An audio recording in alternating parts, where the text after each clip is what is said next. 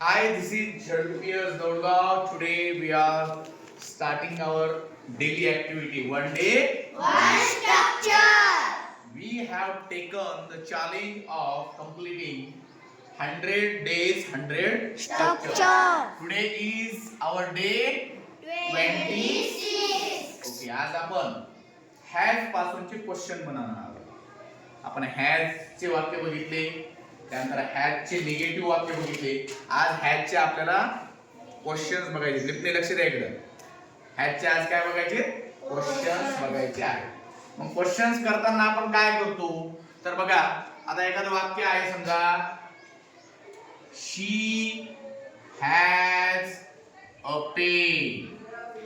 याचा अर्थ होतो की तिच्या जवळ पेन आहे. काय वाक्य होतं? तिच्या जवळ पेन आहे. आता आपल्याला प्रश्न करायचा आहे त्याचा. मग आपल्याला प्रश्न असा करायचा आहे की तिच्या जवळ पेन आहे का?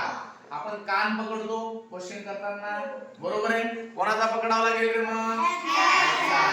आणि कुठे टाकावं लागेल रे? आणि शीचा कान पकडून कुठे टाकावं लागेल रे? वाक्य असं तयार होईल. सांगा तुम्हीच. Had she a pen? Question mark. बघा, had she a pen? तिच्या जवळ पेन आहे का? बघा आता हे जुन्या पद्धतीचं वाक्य आहे. had she a pen. Grammatically एकदम बरोबर आहे.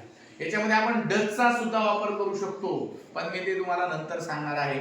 ते वाक्य असं होतं, does she have a pen. Does आल्यानंतर आपल्याला हॅव च्या ऐवजी हॅव सुद्धा वापरता येतं, पण ते कॉम्प्लिकेटेड होईल. सध्या तुम्ही एवढंच लक्षात ठेवा, हॅज शी अ पेन. बघा मग एक, हॅज ही अ पेन, त्याच्याजवळ पेन आहे का? त्याच्यानंतर तिच्याजवळ मोबाईल आहे का? कोण सांगतं? तिच्याजवळ मोबाईल आहे का? माऊली सांगा. Has she a mobile? मोठ्यानं सांगा. Has she a mobile? ठीक आहे. आता तुम्ही सांगा, उभे राहा. त्याला 4 पाय आहेत का? हा, त्याला 4 पाय आहेत का? Has it 4 legs? शाबास. Has it 4 legs. बघा, 4 पायाचा प्रश्न आपण कोणाविषयी विचारणार आहे? प्राण्याविषयी. म्हणून याला कशाचा वापर केला आहे? इटचा.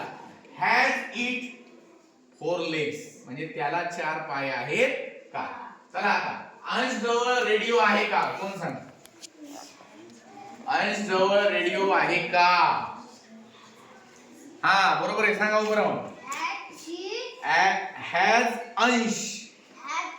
Radio. शाबास. हॅज अंश अ रेडिओ म्हणा.